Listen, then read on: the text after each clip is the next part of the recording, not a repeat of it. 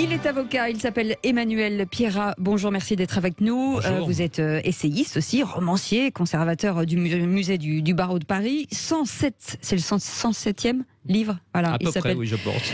Fou, Ballant, trompe la mort aux éditions de Flammarion. On y parle de beaucoup de choses. En tout cas, merci d'être avec nous ce matin. Oui. Alors, Emmanuel Pierrat, c'est un livre beaucoup plus personnel que les autres. Vous avez beaucoup écrit alors sur la liberté d'expression. On y reviendra sur la collection parce que vous êtes un fan, collectionneur. Mais là, cette fois-ci, c'est à travers ce livre qui est une aventure, celle de votre père, engagé militaire. On va en parler. L'Algérie, l'Afrique, mais c'est la relation aussi père-fils qui est en filigrane. Vous vouliez vous livrer un petit peu personnellement, c'est ça, et aborder ça? Oui, bien sûr, c'est celle. D'abord, merci pour votre invitation à tous les deux, mais c'est l'aventure de mon père, une vie d'aventurier plutôt. Mais cette vie d'aventurier, elle s'est arrêtée il y a 6 ans, lors de sa mort, du choix de se suicider, de mettre fin à ses jours. Ce qui s'explique très bien par un parcours très volontariste et par l'idée qu'ensuite la maladie, les ennuis, les problèmes divers et variés, la perte des amis conduisent à faire le bilan que la vie merveilleuse était avant, la vie d'aventure, la vie sans limite, sans frontières, sans presque de droit, était avant, et donc il met fin à ses jours en m'en parlant, me le confiant, me demandant de préparer les choses avec lui. Et donc je me retrouve premier de cordée depuis que j'ai pris ses cendres et que je les ai dispersées en Afrique comme il me l'avait demandé. Je suis premier de cordée. Quand on est premier de cordée, alors soit on fait une petite thérapie, le temps de se remettre, parce que j'ai géré ma mère, veuve, mon frère, etc.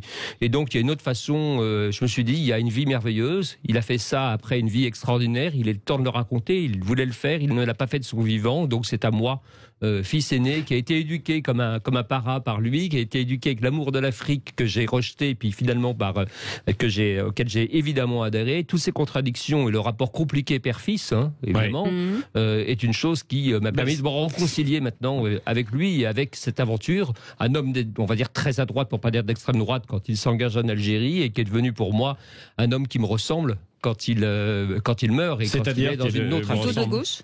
Non, pas de gauche. Alors là, je crois pas. Non. Moi, je suis de gauche, je l'affiche clairement. Mais je crois que mon père est devenu un humaniste. En tout cas, que c'est différent. On peut être un humaniste et un type bien en étant de droite. Sincèrement, je vous rassure, je ne crois pas un jugement. Voilà. Mais il passe effectivement d'Alger, où il s'engage en 56 à 16 ans comme parachutiste. Il sera arrêté pendant le putsch, donc on n'est pas dans quelque chose de tendre. Il y a des choses très dures dans ce mais il terminera sa vie après avoir traversé toute l'Afrique en quasiment 4 ou 5 décennies. Il terminera dans l'Afrique de post-apartheid, dans l'Afrique du Sud et la Namibie, avec le triomphe de Mandela, la sortie, enfin une humanité digne de ce nom. Et il m'enverra à moi, qu'il avait connu enfant comme un nervi, on va dire, sorti de la guerre d'Algérie avec toujours autant d'énervement et de volonté de combattre. Il finit par m'envoyer un tableau de représentant Nelson Mandela en avocat qui fait 3 mètres sur 4, qui m'est livré à Paris à mon cabinet avec: ceci est le plus grand homme que l'humanité ait porté, mon fils, ça je dois être le même avocat.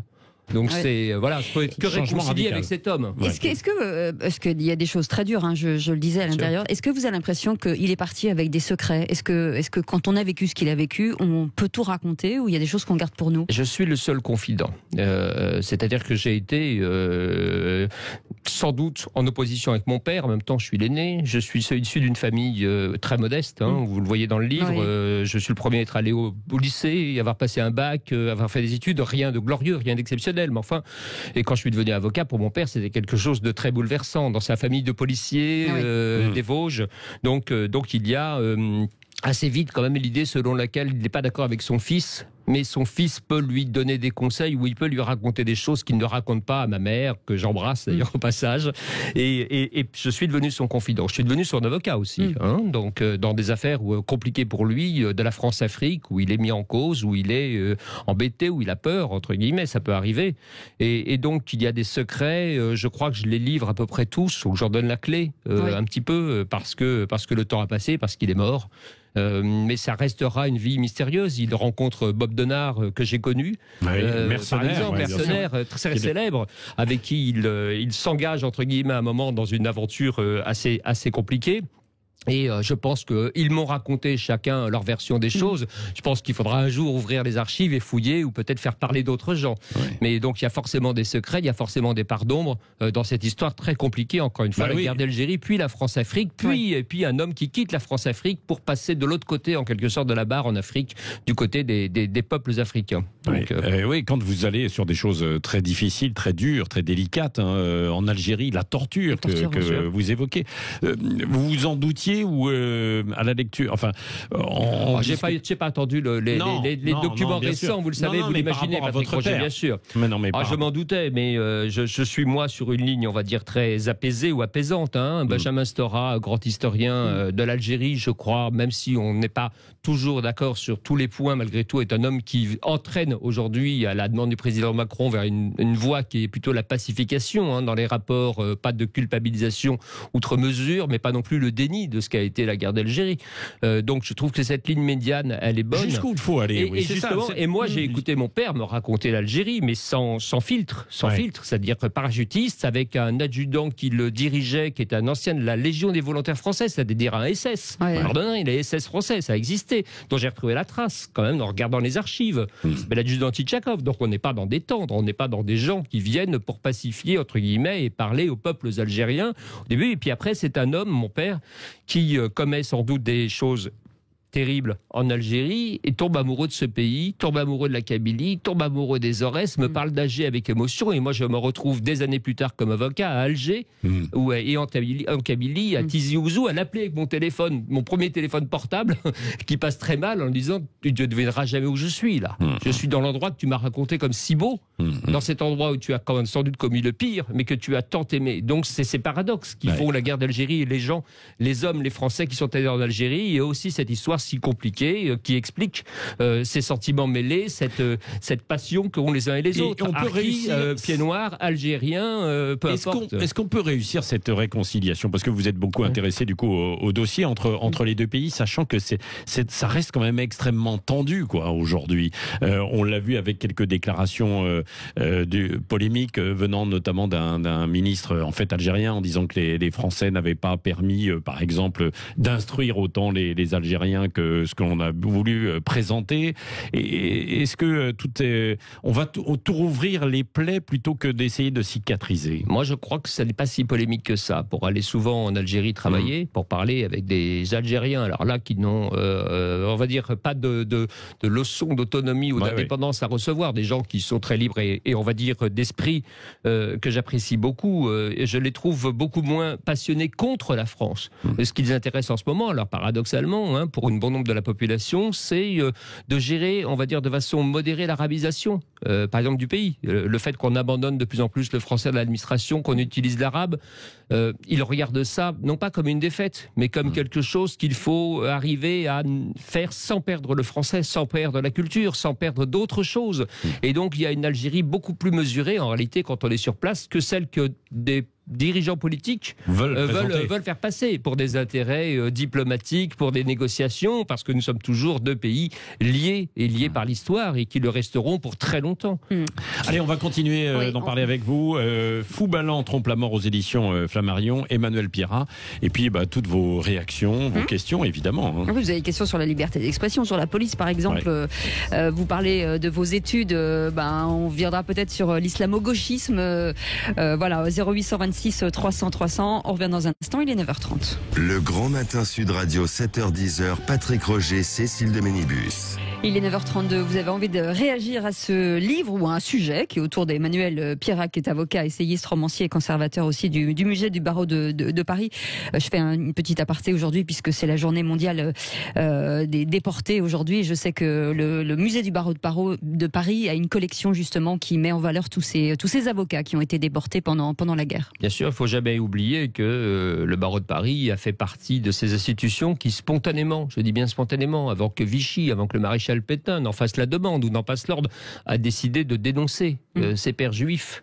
Et donc ils ont été radiés et le bâtonnier de l'époque les a laissés partir dans les camps. Et donc nous avons un devoir de mémoire extrêmement important qu'a initié Robert Badinter par un livre remarquable sur l'histoire des avocats, dans lequel il raconte comment se sont retrouvés déportés des grandes figures de la Troisième République, Pierre Masse, le père de Vidal-Naquet, Lucien Vidal-Naquet, père Vidal-Naquet, grand historien justement qui a travaillé sur l'Algérie, mais dont le père était avocat et mort à Auschwitz. Et ce qu'il y a d'extraordinaire, ce qu'on voit de très émouvant, de extraordinaire dans ce musée, c'est notamment les lettres envoyées par les avocats déportés depuis les camps de la mort, parce que les seules lettres qui pouvaient passer, qui étaient envoyées et que les nazis laissaient passer, c'était les lettres couvertes par le secret professionnel, où il disait « j'écris à mon bâtonnier ». C'était une façon de faire passer un message à l'extérieur. Le bâtonnier a changé et il y en a un qui écrit « Monsieur le bâtonnier, je suis à Auschwitz, est-ce que je dois aussi rendre la Légion d'honneur de mon père tombé mort à Verdun ?» Et là, on a des choses glaçantes. Et jusqu'au dernier jour, il raconte comme ça. Et il y a 3 avocats communistes qui vous disent « Monsieur le bâtonnier, nous avons pris ce matin que nous allons être fusillés à midi. Nous tenions juste à vous dire que nous avons été des soldats fiers et loyaux du droit et de la justice, à embrasser nos familles et nos amis et nos confrères. » C'est au-delà de bouleversant pour moi. C'est des frissons permanents chaque fois que je regarde ces lettres que je connais par cœur. Oui, Emmanuel Pierrat, puisque vous abordez la déportation juive, hier il y a eu un mouvement de colère avec une manifestation de 20 000 personnes dans les rues de Paris, notamment pour dénoncer l'inappropriation alors de la décision rendue la semaine dernière concernant donc le meurtrier de Sarah Halimi. Est-ce qu'il ne faut, on n'arrive pas à comprendre pourquoi la loi n'est pas adaptée en fait à ce type de situation aujourd'hui.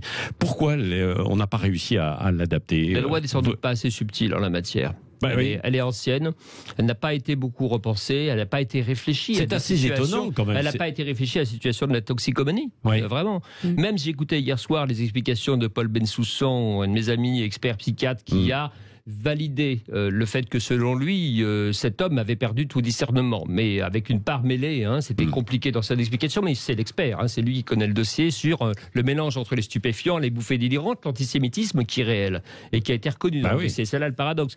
Mais moi, je pense très sincèrement que cette loi n'a pas été conçue pour les stupes, tout simplement par des gens qui sont camés, drogués, et donc effectivement, il y a quelque chose à remettre à niveau. Parce que sinon, on va dire je suis totalement solidaire avec les gens qui drogue, de l'alcool.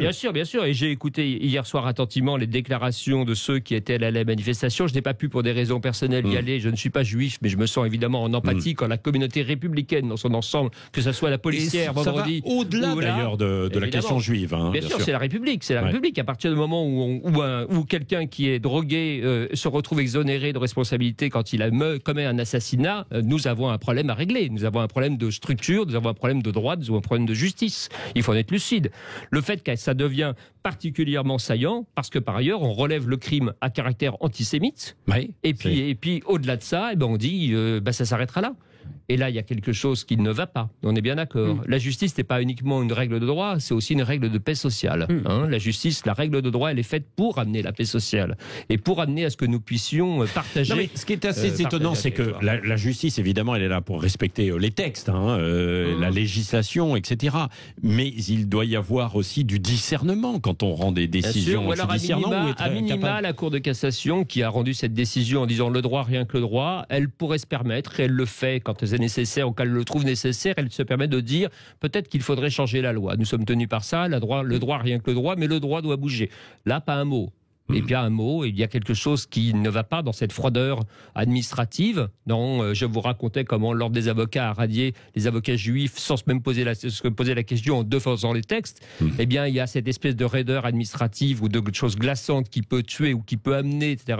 Chez la Cour de cassation, il y a sans doute quelque chose d'une petite part d'humanité à ramener chez les juges d'aujourd'hui. Je crois fondamentalement. Mais est-ce que les lois sont bien écrites? Parce que vous dites que les lois bien écrites doivent survivre au temps et devancer la société. Est-ce que c'est le cas aujourd'hui, à force de faire des lois dans tous les sens? Il y a beaucoup de lois intelligentes, mais pas écrites dans la passion, pas écrites par des gens qui savaient l'écrire, qui savaient penser le droit et qui ont résisté à l'épreuve du temps.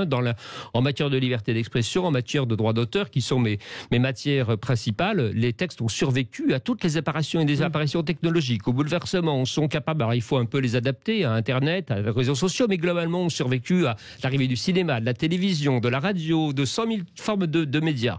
Et donc, il y a des textes très intelligents et très bien. Et puis, il y a des textes de pacotille qui ont été faits parce qu'on répond à l'émotion, peut-être parfois, malheureusement, d'une déclaration publique, parce que le Parlement aussi est humain, comme les juges, et donc il est faillible. Est-ce qu'il y a le cas aujourd'hui des lois que... Voilà, oui, il y a plein de lois qui me semblent, moi, très mal écrites, très mal rédigées. On voit très bien, désormais, quand une loi passe au Parlement de façon accélérée et qu'elle est mal rédigée, je me dis, j'ai derrière moi une QPC, vous savez, une question prioritaire constitutionnelle à poser, parce que cette loi me semble illégitime et anticonstitutionnelle, ne tiendra pas la route, elle est bricolée, elle est mal faite, elle est mal écrite. J'ai été assistant parlementaire pendant que j'étais dans les études de droit, donc je sais ce que c'est que de devoir se pencher sur sa copie 20 000 fois pour arriver à un texte sain et net et clair. Et bien là, toute la journée, on voit passer des textes qui ne le sont pas, et donc qui sont promis forcément à contestation et à insatisfaction de la part de nos concitoyens. Et ça n'est pas un travail digne, c'est autre chose. Allez, la réforme de la justice, la liberté d'expression qu'on va aborder aussi dans un instant avec vous, et puis l'engagement militaire, la guerre d'Algérie. Vous pouvez nous appeler 0826 300 300 pour poser des questions à Emmanuel Pierrat, l'avocat qui est avec nous ce matin. Et nous sommes en ligne avec Frédéric, qui nous appelle de Bordeaux. Bonjour Frédéric. Bonjour Frédéric. Bonjour Madame de Ménibus, bonjour Monsieur Roger, bonjour Monsieur Pierrat. Bonjour. Oui.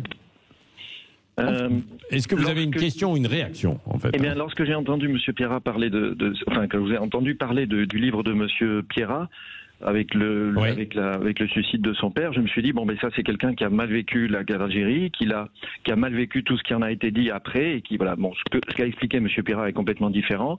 La chose c'est beaucoup plus nuancé et beaucoup plus large que l'interprétation que je me suis faite. Mais pourquoi j'ai réagi comme ça? Parce que quand j'entends parler de la guerre d'Algérie, je rentre assez vite en colère, parce que quand j'ai commencé à écouter depuis la politique au début, dans le milieu des années 75, je n'ai toujours entendu dire que l'armée française était conduite de façon abominable, que c'était affreux, qu'on était responsable de tout un tas de choses affreuses, abominables, etc. Mais bon, à travers tout ce que j'ai lu, entendu, écrit ensuite sur les différentes guerres qui se sont passées, parce qu'il n'y a pas eu que la guerre d'Algérie, il y a eu le Vietnam, il y a eu la deuxième guerre, il y a eu la première guerre, etc. On a toujours accusé l'armée française d'avoir pratiqué une torture abominable. Je ne pense pas que la torture française ait été plus pire que ce qui a pu exister dans d'autres guerres, car toutes les guerres sont sales. Il n'y a pas de guerre propre, je ne pense pas. Et lorsqu'il y a besoin d'avoir des informations, absolument besoin d'informations par rapport à des actes, des événements qui risquent de se passer, il est évident que toutes les armées torturent. Mais et ensuite, lorsqu'on accuse l'armée française de pratiquer des exécutions sommaires à droite ou à gauche, comment s'empêcher, lorsqu'on est soldat, qu'on voit ses compagnons d'armes, qu'on voit des populations civiles être complètement être tuées sur place également par la partie ennemie, comment s'empêcher, et torturées également, mais torturées à l'air libre, comment est-ce qu'on peut s'empêcher quand on est fatigué, en colère, rongé par la peur, etc., d'un désir irrépressible de vengeance? Automatiquement, je pense que des exécutions sommaires au bout des chemins, ça arrive. Mais par contre, ce que j'ai entendu et lu également sur la guerre d'Algérie, c'est que la France a automatiquement pratiqué ça, comme toutes les armées, les Américains, les Japonais, etc. Mais le FLN, j'ai toujours lu et entendu que c'était une barbarie bestiale. Des égorgements de centaines de personnes, des femmes enceintes éventrées avec leurs enfants, des hommes émasculés avec leurs organes génitaux portés dans la bouche, des choses comme ça, des gens brûlés. Vous voulez dire qu'il y a eu des violences des deux côtés, quoi? Non. Il y a eu des violences des deux côtés. Mais je parle d'une violence, on va dire, elles ne sont jamais légitimes, les violences, mais elles sont compréhensibles du fait que la nature humaine n'est jamais infaillible. Mais par contre, on n'est pas obligé d'aller jusqu'où le FLN est allé, lui. Parce que par contre, ça n'a rien à voir. C'est une barbarie bestiale. Alors, Frédéric, Emmanuel Pierrat va pouvoir vous répondre et dialoguer avec vous. Voilà, c'est parce que M. Pierrat, je pense, a des informations de par son père, beaucoup moins. Puis tout est raconté dans ce livre. Hein. Je vous conseille ce livre, Fauballant trompe la mort. Emmanuel Pierrat, sur ce que dit à l'instant donc Frédéric. Bien sûr, mais j'entends très bien la violence du FLN, j'entends surtout les actes terroristes, comme était le FLN. Quand on parle de l'Algérie, avant qu'on parle de la guerre, on parlait des événements en Algérie. C'est-à-dire des choses qui étaient des massacres d'un côté. On disait les événements, d'ailleurs. Bien sûr, parce qu'il y avait des massacres d'un côté, il y avait des attentats de l'autre. C'était quelque chose de très confus avant qu'on décide d'y engager l'armée de façon et d'amener des soldats, des simples troufions, qui se retrouvaient là-bas pour 3 ans, dans un endroit qu'ils ne connaissaient pas, dans une France qui était loin d'être celle dans laquelle ils avaient grandi et qui se retrouvait désemparée par ce qu'ils voyait et par les horreurs qu'il subissait. Il y avait ceux qui voulaient véritablement s'engager volontairement, et puis il y avait les autres qui étaient envoyés. C'est le cas de mon père, s'est engagé volontairement. Ouais. Mon père s'est engagé volontairement, pas pour tuer, vous me pardonnerez, des Algériens, mais avec l'idée, les affiches que j'ai retrouvées, c'est engagez-vous avec des palmiers, allez voir la Méditerranée. Pour un jeune Vosgien, c'était quelque chose qui voulait s'enfuir d'Épinal, où il avait, quand il avait 16 ans, enfin s'enfuir, quitter, je veux dire, l'horizon des Vosges, il y avait autre chose. Et après, tous ces jeunes gens ont des destins aussi compliqués qu'il y a dans l'identité. On ne peut pas résumer les soldats français engagés en Algérie à un mouvement général dans lequel tout le monde serait tortionnaire ou tout le monde serait angélique. C'est beaucoup plus complexe. Ce qui m'intéresse, moi, c'est qu'évidemment, il y a le débat sur la torture. Il ne faut pas le nier. Il faut l'avoir, ce débat, encore et toujours, parce que c'est ce qui nous permet, je crois très sincèrement à la nécessité d'être un soldat ou un engagé ou un policier digne. Et ça n'est pas parce que la barbarie est en face qu'on doit se comporter de la même façon. C'est tout notre problème avec Daesh, c'est notre problème avec les djihadistes. C'est nous ne pouvons pas nous comporter de la même façon qu'eux. Et parce que nous sommes dans une civilisation, dans une idée de la justice, de l'état de droit qui est, on va dire, je pense, meilleure, nous ne devons pas céder à la tentation de la vengeance pour la vengeance, de l'exaction pour les actions. Et c'est toute la difficulté qu'on retrouve à chaque conflit et qu'on a en ce moment dans la lutte contre le terrorisme. On ne peut pas tout légitimer au motif qu'il faudrait arrêter une bombe. On ne peut pas faire exactement ce qu'ils font, sinon alors nous sommes des êtres qui ne sont plus des humains. Et donc il y a ça, il y a derrière aussi ce débat, moi, qui m'intéresse beaucoup, mais je pense qu'il est là pour le coup en voie de trouver une solution, c'est celui de la colonisation. Il est très important, et là aussi, les choses sont infiniment plus complexes. Et donc l'Algérie, elle répond à plusieurs choses. Elle a un côté, elle parle de la torture, on parle de la colonisation, on parle de populations qui ont dû quitter de leur pays, les pieds noirs, les Français qui vivent en Algérie. C'est quelque chose encore de plus, un exil, un exode abominable, un changement de vie. Donc il y a tout difficile de juger avec aujourd'hui nos lunettes d'aujourd'hui, bien sûr. Des événements qui ont eu lieu à une autre époque, dans un autre contexte. Moi, je regarde tout ça. Vous citiez le musée du barreau de Paris. Au musée du barreau, nous avons récupéré les archives de Jacques Vergès, inédites. Il a été l'avocat du FLN. Il a même épousé Jamila, une femme qui avait déposé des bombes, qu'il a défendue à Alger. Et donc, il y a des choses incroyables de violence, vous me pardonnerez, de part et d'autre. Et c'est difficile de faire un concours, entre guillemets, entre deux boucheries en disant quelle est la plus légitime. Il n'y en a pas. Il n'y en a aucune. C'est à nous d'être supérieurs à tout cela et de regarder avec lucidité, pas de froideur, pas de cynisme, pas de compassion exagérée, mais avec honnêteté. Nous ne referons pas l'histoire. Ce qui m'intéresse, moi, c'est comment construire un passé avec l'Algérie, comment construire un passé avec la Méditerranée, comment construire un avenir pendant la Méditerranée. Oui, c'est ça, bien sûr. Et le passé, il faut y revenir, bien sûr, mais il faut y revenir, il faut le savoir, il faut le comprendre, mais il faut aller de l'avant. Oui, il faut regarder devant soi. Merci à Frédéric de Bordeaux d'avoir appelé 0826 300 300. Vous voulez faire comme Frédéric et dialoguer avec Emmanuel Pierrat, l'avocat, notamment peut-être sur la liberté d'expression qu'on va évoquer dans un instant. Vous n'hésitez pas à vous appeler et nous sommes ensemble encore quelques minutes. À tout de suite, 9h46. Ensuite, merci d'être avec nous. Vous voulez nous appeler 0826 300 300 pour poser des questions à Emmanuel Pierrat, l'avocat. Et ce livre, Fou Ballant trompe la mort aux éditions Flammarion. Votre papa a été policier. Quel regard aujourd'hui vous avez sur la police et cette défiance vis-à-vis de la police ? Moi, j'ai un regard évidemment très je crois, c'est l'illusion de l'objectivité. Je suis subjectif parce que mon père était policier, mon grand-père était policier, mon arrière-grand-père était policier, j'ai eu 2 oncles dans la police, donc ça fait beaucoup. Et je suis avocat, donc en théorie de l'autre côté de la barre. Mon père m'avait dit, avocat, métier de traître, avant d'avoir une larme émue quand j'ai prêté serment. Mais sous-entendu, c'est des gens qui empêchent les policiers de faire leur travail. Moi, je suis toujours partagé. Quand une exaction policière est commise, évidemment, il faut la dénoncer, ne pas être conciliant. Et je suis toujours, j'ai été grandi quand même, j'ai grandi avec, on va dire, l'amour de la police républicaine, de celle qui fait correctement son travail, qui est là pour protéger et pas pour... voilà. Je crois qu'en France, on a quand même une police dont on peut se satisfaire globalement. Il y a des choses à améliorer, mais on est plutôt dans une police victime en ce moment. La ça policière, vous choque quand on dit que la policière à Rambouillet, ça m'a ému aux larmes, vous me pardonnerez. Donc pour moi, la police n'est pas raciste. Je ne le crois pas. Que des policiers soient racistes, oui, bien sûr. J'en ai entendu. J'étais enfant, mais je crois qu'ils ont un peu évolué aussi, qu'ils ne sont pas tout à fait les mêmes que ceux que je connaissais de mon enfance. Et je ne crois pas du tout quand on fait des comparativismes entre George Floyd, la police américaine et la police française et les problèmes que nous avons eus avec effectivement des dérapages, etc. Il faut les dénoncer avec vigueur, mais ne pas tout confondre. Nous ne sommes pas dans une police américaine livrée à elle-même avec des cow-boys qui pensent qu'effectivement elles peuvent commettre des injures racistes et des crimes. Nous sommes heureusement dans une police républicaine qui a connu des heures sombres, mais qui a su se réformer et qui aujourd'hui, je le crois, essaie de faire son travail de façon très pénible et compliquée, avec des moyens compliqués, une détresse parfois psychologique.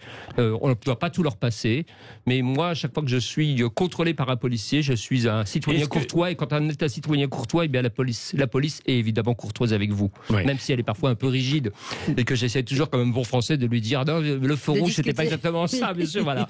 mais malgré tout, voilà, on a quand même des êtres humains qui sont là pour nous protéger et pas uniquement pour nous sanctionner. Eux-mêmes aujourd'hui sont en demande pour être protégés. C'est quand même un comble. C'est un paradoxe insensé. Quand on arrive dans une république comme la nôtre, mais encore une fois, parce qu'ils ont subi là en même pas une poignée d'années, une cinquantaine, je crois, d'attentats. Rappelez-vous toujours, on a jugé en l'automne dernier le procès qu'on dit de Charlie Hebdo. Le procès de Charlie Hebdo, c'est le procès des journalistes de Charlie Hebdo, c'est le procès des clients de l'hypercachère et des victimes de l'hypercachère, mais aussi de la policière qui était à Montrouge et qui a été tuée, policière antillaise, qui montre ce qu'est la police républicaine. Et il faut jamais oublier cette femme et son triste sort et son destin et l'hommage qui doit lui être rendu. Je dis ça parce que je passe souvent, quand je vais voir mes filles dont j'ai la garde partagée, devant l'endroit où sont les fleurs en hommage à cette policière, et je m'arrête toujours un instant parce que je ne peux pas passer devant comme si c'était un simple un simple lieu comme ça. On a parlé aussi d'abus de la part de la police. Alors il y a certes dans des actes de racisme, mais il y a eu aussi dans le mouvement des Gilets jaunes, qui n'est pas si loin que ça, où il y avait une volonté d'un côté de la part des Gilets jaunes d'avoir une liberté d'expression, de s'exprimer. Vous êtes un défenseur de la liberté d'expression et des abus en fait de l'autre côté sur les violences policières. Oui. Je crois que les abus étaient malheureusement, la police, il y a une hiérarchie, il y a un commandement, il y a un préfet qui donne des instructions et qui dit il faut les bloquer, il faut y aller, et que là, eh bien, il y a une responsabilité qui n'est pas nécessairement que celle des hommes de terrain, mais c'est surtout la façon politique de regarder un mouvement de contestation populaire et de manifestation. Donc je suis pour la liberté d'expression et j'ai été très choqué en voyant aussi bien des exactions de la part des Gilets jaunes quand il s'agissait de violences contre les biens, qui me semblait là dépasser le cadre de la revendication légitime, et j'ai été choqué en voyant la façon dont les forces de l'ordre géraient ce qu'est un mouvement démocratique, qui parle dans la rue, qu'on soit d'accord ou non avec lui. C'est un mouvement qui utilise le droit, c'est-à-dire la liberté de manifester, même s'il ne déclarait pas toujours de façon tout à fait régulière. Mais enfin, c'était pas non plus des gens qui arrivaient avec des casques pour tout casser. C'était beaucoup plus complexe que ça. Et donc, les violences du côté de la police m'ont particulièrement perturbé. Et alors, je ne suis ni gilet jaune, ni policier, mais mon cœur de républicain, à chaque fois, fait attention et regarde en me disant, là, ça dérape, là, ça dérape. Oui, et l'un ne justifie pas l'autre.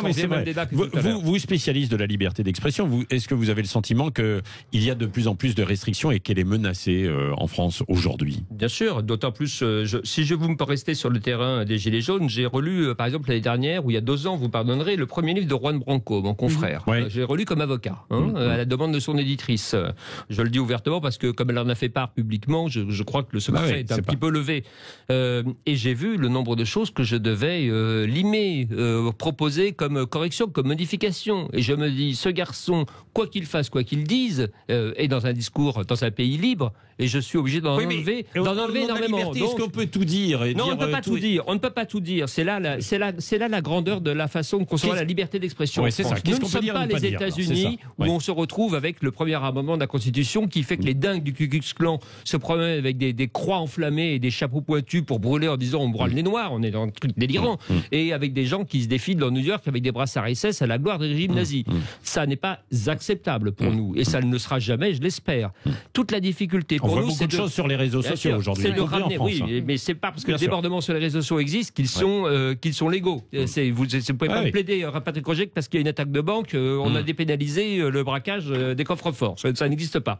Ce qui m'intéresse, c'est comment articuler la liberté d'expression, qui est un acquis de la Révolution française, qui est une des gloires de la France, une des choses principales de nos valeurs républicaines, avec la nécessité de protéger une partie de nous-mêmes, c'est-à-dire notamment des haines. Ce qui m'intéresse, moi, c'est la haine homophobe, sexiste, raciste, antisémite. Si je résume les 4 grandes haines. Et puis après, la diffamation, quand on s'attaque à quelqu'un et qu'on balance des seaux d'ordures de façon éhontée et fausse. Voilà. Mais c'est globalement à ça qu'on devrait se consacrer. La difficulté en France, c'est que nous avons 450 textes de loi qui censure de près ou de loin.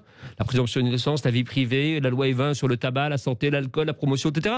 Et c'est ce fouillis général qui nous donne l'impression que la liberté d'expression est en voie de régression et nous avons de plus en plus d'autocensure aussi, extrêmement forte. Nous faisons attention à ce que nous disons. Nous disons, si je commence à dire ou à parler de cela, je vais avoir non même plus un procès d'ailleurs, une manifestation, des tweets, une pétition, un truc sur change.org. Un tribunal public, le lynchage populaire et le lynchage par Twitter. Qui est plus puissant. Et la régulation, elle passe par quoi? Ça peut passer par quoi la régulation alors? Ça passe par des propositions intelligentes, ça passe aussi par, je pense, la nécessité de mettre Twitter sous la loi française. Twitter passe son temps à répondre qu'ils sont en droit américain et que par conséquent ils peuvent continuer à colporter tout et n'importe quoi. Ce discours, moi je le connais, c'est celui que tenait eBay notamment il y a 20 ans. Quand au début d'eBay, eBay proposait des objets néo-nazis en vente, parce qu'il y en avait aux États-Unis de façon libre. Et eBay en France soutient le même discours en disant droit américain, liberté d'expression. Heureusement qu'il y a eu des associations pour monter au créneau et des juges pour dire là, pour le coup, ça n'est pas possible. Notre conception de la liberté d'expression, ça n'est pas tout et n'importe quoi. Et aujourd'hui, nous avons ce défi face à Twitter qui vous répond que Twitter et les autres réseaux sociaux, YouTube, bien sûr. Mais surtout Twitter, surtout très Twitter, virulent. Surtout Twitter, qui est vraiment pour moi le problème principal sur lequel je suis. Et ça, vous y croyez? Vous pensez qu'on peut passer sous la loi française avec Twitter? Oui, je le pense. C'est une question de volonté politique. Que tout le monde a essayé. Moi, je suis toujours gêné quand le président de la République, il y a 2 ans, a invité en début d'année tous les médias à parler de la régulation des réseaux sociaux. Il n'avait pas invité les réseaux sociaux. Alors ça me semblait l'appel à la haine. Et sur les discours de haine, j'ai trouvé très étrange ou les fake news qui fassent venir la presse, Le Monde, je sais pas quoi, Sud Radio, qui vous voulez, et qui n'invite pas Twitter, Facebook, LinkedIn, YouTube et je ne sais trop qui. Là, je me dis qu'il y a quelque chose où il a loupé le mouvement. Il les invitait à part. Ouais, mais il y a un moment où il faut les traiter, pardonnez-moi, non pas comme des médias, mais comme des diffuseurs d'informations qui doivent être responsables, et pas uniquement comme des tuyaux, ce qu'ils ont tenté de plaider longtemps, avec beaucoup de lobbying, pour dire nous ne sommes pas responsables des horreurs que nous véhiculons, des saletés, et ainsi de suite, que ça aille des crimes pédophiles, des cassettes, je sais pas quoi, en passant par la possibilité d'acheter de la drogue, d'appeler au djihad, etc. Non, il y a des choses que la loi française ne permet pas et qui doivent s'appliquer. Cette restriction doit s'appliquer aux réseaux sociaux. Merci Emmanuel Pierrat. Je pense que ce débat va se poursuivre dans un instant chez Valérie Expert, parce qu'elle va recevoir aussi Claude Sirillon, donc sur les limites justement de la presse et le journalisme en 2020, 2021. Emmanuel Pierrat, on rappelle votre livre. Oui, ça s'appelle Fou ballon trompe la mort aux éditions Flammarion. Lisez-le, c'est très émouvant, et puis on apprend plein de choses. Surtout, et puis vous pouvez lire les 106 autres livres qu'il a écrits. Il y a un peu de boulot, c'est bientôt l'été. Il écrit la nuit. C'est le moment de les commander. Il plaide la journée et il écrit la nuit. Je ne sais pas quand est-ce qu'il dort, le jeune homme. C'est pas Pourquoi dormir, Patrick? Oui, bien sûr. Merci pour votre invitation.